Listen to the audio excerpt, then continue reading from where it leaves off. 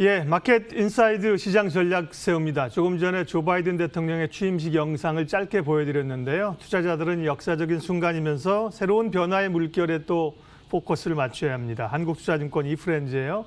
박재영 차장님 모셨습니다. 어서 오십시오. 안녕하십니까. 미국도 이제 좀 정상화가 되는 것 같습니다. 네, 물론 미국인들은 표심이 다르겠지만 저희가 볼 때는 그동안 참 지나친 게 많았는데요. 바이든 대통령이 취임했습니다. 소위 바이드노믹스, 바이든 대통령의 핵심 경제 공약, 기조는 어떤 걸까요? 다시 한번 정리해 주시면 좋겠습니다. 일단 뭐 취임식에서는 경제 관련된 이야기는 안 한 걸로 네. 알려졌고요. 경제보다는 지금 화합이 더 중요한 시점이다라고 생각을 했을 거예요. 이제 이 취임식 때 전직 대통령이 나오지 않은 거는 이게 뭐 처음이다라고 알려졌고, 네, 닉슨 이후 처음이라 그러죠. 네.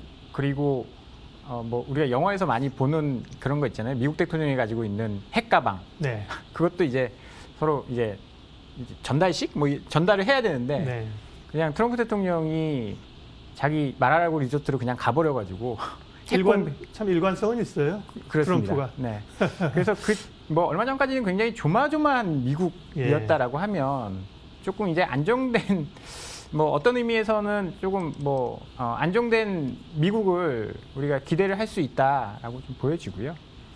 일단 경제 관련된 이야기는 안 했지만 어제 옐런 이제 재무장관이죠. 전 이제 연준 의장이었고, 네. 재무장관의 청문회를 한번 돌이켜 보면 몇 가지 뭐 예상할 수 있는 건 뭐 친환경, 그다음에 이제 중국 관련된 정책, 이 두 가지로 이제 핵심 나눠질 수 있다라고 보는데요.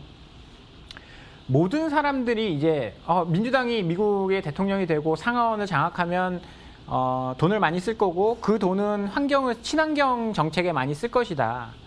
어제 이제 최근에 시장에서 도는 이야기는요, 탄소세 이야기가 들리고 있습니다. 예. 뭐 이제 뭐 바이든 정부가 이제 취임을 하게 되면 바로 파리 기후 협약에 복귀하겠다, 그런 이야기, 그걸 공약으로 걸었거든요. 그래서 파리 기후 협약을 재가입하는 거는 사실 어려운 문제가 아니라고 해요. 그냥 거기에 우리가 가입하겠다라고 의사만 비치면 한 달 뒤에 그냥 가입하게 되는 겁니다. 상원의 의결을 거칠 필요도 없고. 그래서 대통령의 의지가 있고 공약 사항이니까 파리 기후 협약 다시 들어갈 거고, 거기에 맞추기 위해서는 여러 가지 노력이 있을 텐데 미국에서는 아마 탄소세를 거둘 가능성이 있다. 뭐 톤당 얼마 해서 세금을 매길 가능성이 있다. 뭐 그런 이야기들이 나오고 있는 상황이기 때문에 친환경과 관련된 뉴스들은 계속 주목을 하셔야 될 것 같고요.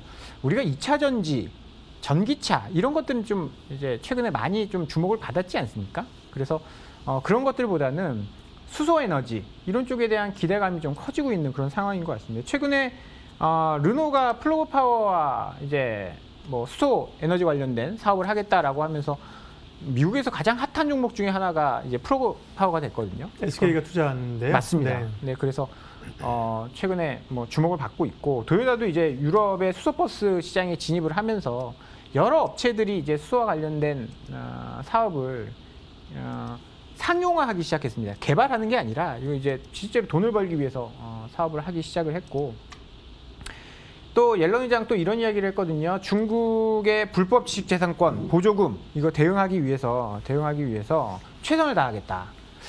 이게 사실 우리 한국 입장에서는 가장 중요한 포인트가 될 수 있을 것 같아요. 우리가 가장 안타까운 사업 중에 하나가 디스플레이 사업이었거든요. 우리가 이제 2000년대 초반부터 이제 90년대 후반부터 2000년대 초반까지 세계적인 이제 수준, 그다음에 세계 1위를 달리고 있다가 중국이 어마어마한 보조금을 지원을 해주면서 1위 자리를 뺏겼어요.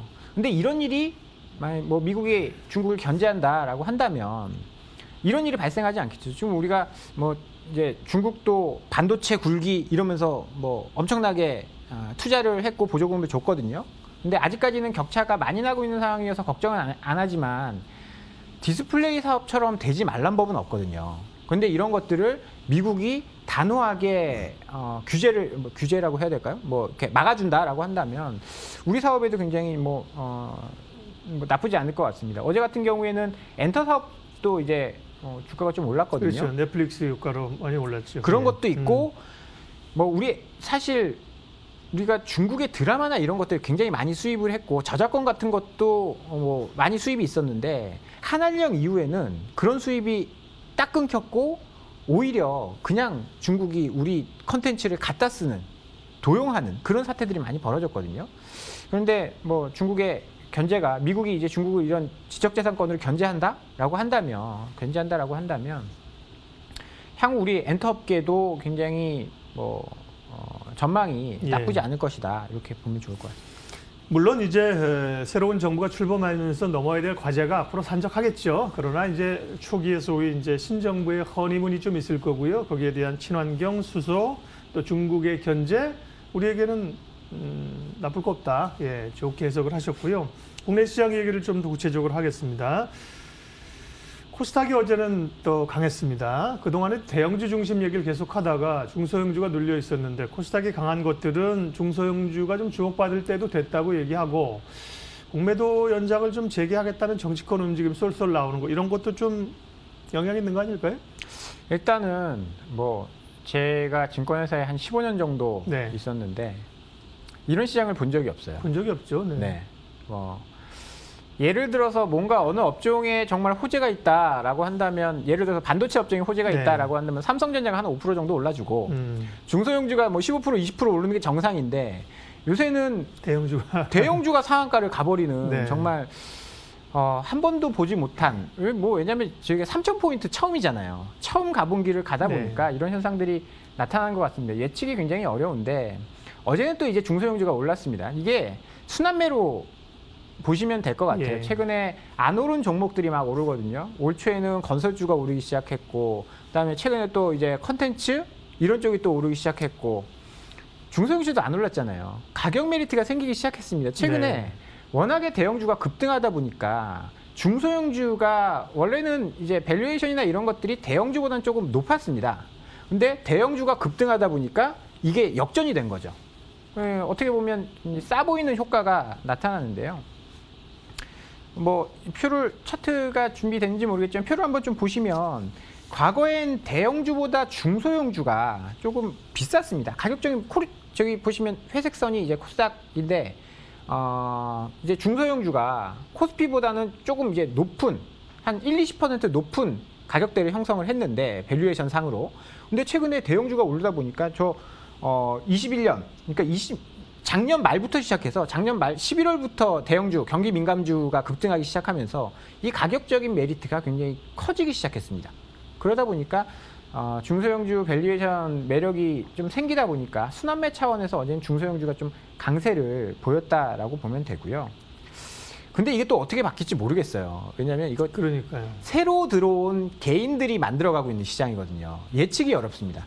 예전에 계속 주식하시던 분들이 이제 하던 시장이었으면 이게 뭐 가격적인 메리트가 있으니까 돌아올 거야라고 뭐 이제 예측은 하겠지만 지금은 또 그런 상황이 아니거든요. 그래서 그들의 생각이 바뀌지 않는 한, 그들의 생각이 어떤 건지 잘 모르겠지만 바뀌지 않는 한 이런 현상들은 계속 나타날 거거든요. 그래서 어떻게 보면 당분간은 대형주가 조금 더 강한 시장이 어제같이 뭐 코스닥이 잠깐 올라올 수는 있겠지만 좀 긴 텀으로 보면 대형주가 좀 더 강한 시장이 될 가능성이 높아요. 왜냐하면 처음 주식하시는 분들이 원익 IPS를 어떻게 알겠습니까? 원익 IPS는 모르죠. 그러면 삼성전자는 알잖아요. 반도체 하면 뭐 이렇게 증설을 하면 원익 IPS가 좋을 거야, 유진테크가 좋을 거야 이런 거를 알고 들어오는 개인들이 아니거든요. 그러면 반도체가 좋대. 그러면 삼성전자. 자동차가 좋대. 그러면 현대차겠네. 이런 식으로 투자를 이제 한다라고 보면 이런 대형주의 강세 현상은 좀 더 좋을 거고요. 실적 측면에서도 뭐 대형주가 또 최근에 좋게 나오고 있으니까. 원래는 연초가 1월 효과라는 게 중소형주 상대적 강세잖아요. 근데 올해는 뭐 시장 분위기가 워낙 대형주가 말씀하신 것처럼 뭐 중소형주처럼 15%, 20%를 가는 상황이기 때문에요. 그래서 고민은 되는데 어쨌든 대형주를 버리고 중소형주로 확 가는 건 아닌 것 같다, 그죠? 중심은 네. 어쨌든 대형주 쪽에 두고 일정 부분 중소형주 플레이 이 정도. 네, 그렇게 보시면 될 것 같습니다. 예. 섹터 얘기하겠습니다. 뭐 2차 전지 말씀도 하셨지만 반도체, 특별히 이제 비메모리 쪽의 수요가 폭발적으로 뭐 차량용까지 늘어나면서 이제 공급 부족 관련 업체들, 장비 업체들, 뭐 DBI 때 같은 경우 정말 아주 눈부시게 올랐더군요. 반도체 쪽 주목할 종목 좀 알려주세요. 네. 일단 뭐 요새는 다 반도체가 부족하다라고 하니까 네. 최근엔 뭐 아마 다음 주에 인텔의 실적 발표가 있을 텐데 인텔은 CEO까지 교체를 하는 초강수를 두고 있습니다. 지금 비메모리 쪽에 CPU 쪽에는 정말 대적할 기업이 없는 인텔이었는데 지금 AMD에 밀리고 있죠. 그리고 애플한테도 버림을 받았습니다. CEO까지 교체를 하면서 지금 CPU를 위탁 생산할 가능성이 있다 이런 이야기들이 시장에선 돌고 있거든요. 네. 뭐 물론 이제 TSMC를 이용을 할 겁니다. 삼성전자를 이용하면 참 좋겠지만 삼성은 이제 좀 네. 경쟁자여서 그렇죠. 꺾었다면서요? 예. 맞습니다. 뭐 삼성은 이제 종합 반도체 회사잖아요. 삼성은 인텔도 종합 반도체 회사입니다. 왜 자존심이 있기 때문에 삼성한테 줄 가능성은 높지 않다라는 건데 아니 근데 뭐 사실 TSMC라고 그 캐파가 무한한 건 아니지 않습니까? 그래서 TSMC의 캐파가 다 차버리면 어차피 10나노 밑에 파운드리 공정은 삼성이랑 TSMC 둘 뿐이었거든요. 어찌됐든 간에 총량은 정해져 있는 상황에서 이제 수요가 계속 공급이 계속 부족하면 삼성전자가 파운드리 사업에서 수혜를 또 받을 수 있고 지금 차량용 반도체 부족 현상 이런 것들이 지금 나오고 있지 않습니까? 차량용 반도체는 사실 반도체 쪽에서 메이저는 아닙니다. 그렇죠? 네. 전체 캐파 해봐야 10% 안쪽. 그래서 메이저는 아닌데 왜 이런 현상이 벌어지고 있냐? 워낙에 그 스마트폰이라든지 지금 노트북이라든지 이런 쪽에 수요가 굉장히 증가하다 보니까 약간 후순위에 있는 반도체는 이제 증설을 안 해주는 거죠. 그러니까 생산을 안 해주는 거죠. 나는 거군요. 그렇죠. 네. 그만큼 지금 경기가 호황이다. 반도체 산업은. 그렇게 보시면 될 것 같고요. 향후 이런 현상들은 계속 좀 더 일어날 것 같습니다. 지금 뭐 언택트 시대 뭐 코로나가 끝난다라고 한들 사람들이 뭐 모여서 만난다라고 한들 이런 이 시대적 변화가 뒤로 후퇴하지 않을 거거든요. 그러면 이런 것들을 봤을 때 반도체 산업은 계속 좀 좋아질 수 있다라고 보고요. 큰 종목을 보신다라고 하면 삼성전자 계속 실적이 좋게 나올 가능성이 있어요. 반도체 가격도 지금 사이클이 하락에서 상승으로 지금 전환하고 있거든요. 그리고 우리나라에서 삼성전자 말고 이제 조금 급이 떨어지는 파운드리라는 DB 하이텍 같은 종목들 최근에 주가 굉장히 좋거든요. 네. 근데 이런 흐름의 수혜를 계속 좀 받을 수 있다라고 봐야 될 것 같습니다. 네, 시장에서 이제 굉장히 뜨거운 종목 얘기를 좀 하겠습니다. 어제 아침에 시초가가 열면서 가장 관심 있었던 기업은 기아자동차였습니다. 전날은 이제 애플하고 협력 가능성, 오후에는 LG전자가 시장의 관심을 확 더 끌어당겼습니다. 일단 LG전자 얘기하기 전에 애플과 현대차 혹은 기아차의 협력 관계 많은 추론과 이야기들이 좀 나오고 있는 상황인데요. 뭐 좀 들으시는 얘기 좀 있습니까? 일단은 어제 주가만 보면 네. 애플이 기아차랑 하는 게 아니라 LG전자랑 뭐 하나 뭐 이런 뭐 그런 얘기도 있었죠. 뭐 이런 생각이 들 네, 정도로 네. LG전자가 강했고 사실 이게 몇 개 처음에 현대차 이야기 나올 때도 그랬어요. 예. 몇 개의 업체랑 뭐 타진을 하고 있다라는 것. 뭐 그러다 보니까 뭐 미국의 그 어떤 언론에서 미국의 조지아 공장 관련된 기사가 나오고 네. 미국의 조지아 공장? 그럼 기아차인가? 이런 어떻게 보면 추측성 보도들인데 이게 굉장히 시장에서 강하게 반응을 하고 있는 것 같아요. 근데 거기에 끌려가시면 안 될 것 같고 어찌 됐든 간에 자동차는 이제 주도주로 자리 잡은 것 같습니다. 네. 2021년도에 뭐가 됐든 간에 전기차가 됐든 그다음에 애플카가 됐든 자율주행이 됐든 수소에너지가 됐든 이걸 뭐 다 이제 연관 지을 수 있거든요. 본업을 봐주자.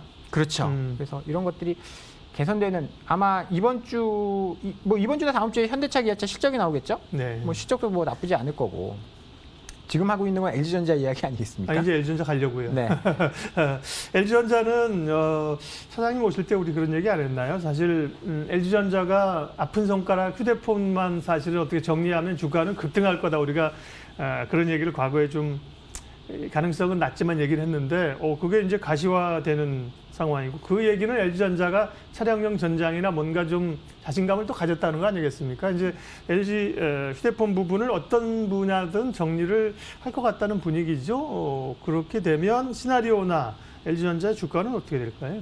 이것도 사실 알려졌었던 이야기거든요. 제가 얼마 전에 OEM으로 전환한다. 네. 개발 사업 포기하고 네네. OEM으로 전환한다라는 소식 전해드렸고 그리고 이것도 사실 요새는 뭐 기자들이나 이런 거보다 약간 밖에서 도는 소문 가지고 주가가 굉장히 많이 오르는 것 같아요. 이것도 이틀 전에 이제 외신에서 있었어요? 외신은 아니고 네, 네. 블라인드라는 앱에서 이게 뭐 우리 사업을 정리할 것 같다. 이 휴대폰 사업에 있는 뭐 그 직원이 네. 뭐 올린 거 가지고 기사가 나기 시작하면 그때부터 이제 주가가 오르기 시작을 했는데 저 같은 사람들은 이제 볼 게 너무 많아졌어요. 그러니까 주로 이제 뭐 SNS나 이런 다양한 채널의 이야기들이 많다는 얘기네요. 네. 그죠? 뭐 유튜브나. 네. 네. 그래서 그런 데서 나오기 시작하면서 그 이제 CEO가 보낸 메일 예. 그 내용들을 분석을 해보니까 이게 이제 본부 차원에서 부서 단위로 뭐 줄어들 수도 있고 정리할 수도 있고 뭐 누구한테 매각할 수도 있겠다라는 어떻게 보면 이거 LG전자가 공식적으로 우리 정리합니다 이렇게 이야기한 거 아니지 않습니까? 물론 이제 부 자체를 줄이는 거, OEM을 확대하겠다라는 것은 네. 이제 조직 개편, 작년 말에 조직 개편을 통해서 LG전자가 공식적으로 한 거고, 그런데 뭐 정리하겠다라는 그런 이야기를 한 건 아닌데 정리할지도 몰라라고 하면서 주가는 급등을 해버린 거죠. 어찌됐든 간에 모바일 사업부는 23개 분기 연속 적자고, 재작년은 1조, 모바일에서만 1조 손실을 냈습니다. LG전자가 가전을 정말 기가 막히게 잘 만드는데 네. 이쪽이 정말 아픈 손가락이었어요. 근데 이게 제거된다? 그러면 꼭 이제 스마트폰이 예전에 이제 성장 사업이었고 모든 것을 이제 다 연결할 수 있다라는 측면에서 의미가 있었지만 이게 또 안 되는 거 계속 갖고 있으면 뭐합니까? LG전자가 지금 잘하고 있는 분야를 강조할 수 있는데 애플카가 아니라도 LG 그룹의 기술력 굉장히 매력적이거든요. LG화학이 배터리 만들죠. 네.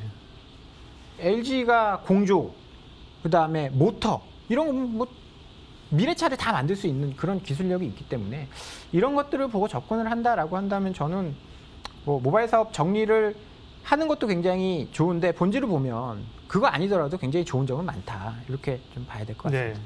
LG전자도 역시나 본업을 봐야 되겠네요.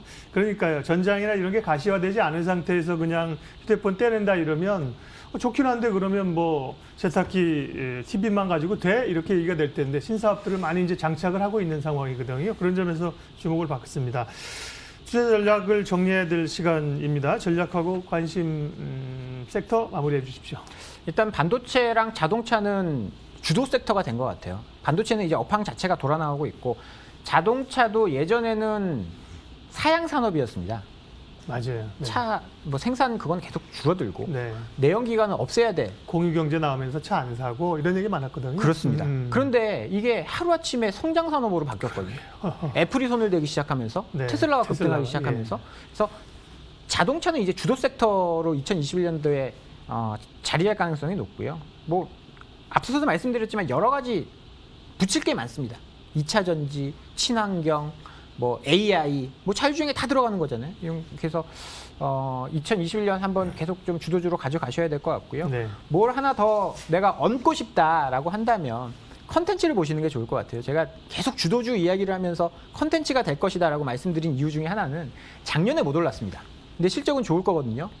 넷플릭스가 급등하면서 우리 K 컨텐츠의 위상이 한 단계 더 높아졌습니다. 작년에 넷플릭스가 950만 계좌가 아시아에서 늘어났다라고 해요.